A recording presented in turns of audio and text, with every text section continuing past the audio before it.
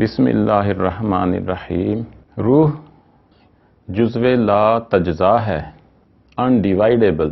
اللہ کی ذات بھی جزو لا تجزا ہے، ناقابل تقسیم۔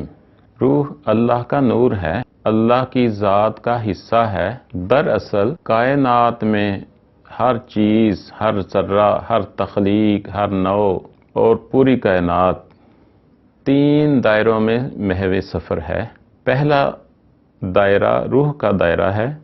روح کا بنایا ہوا روشنیوں کا جسم یا اورا یا جسم مثالی یا میگنیٹک فیلڈ ہے، جبکہ تیسرا دائرہ روشنیوں کے بنائے ہوئے جسم کا لباس یعنی مادی جسم ہے۔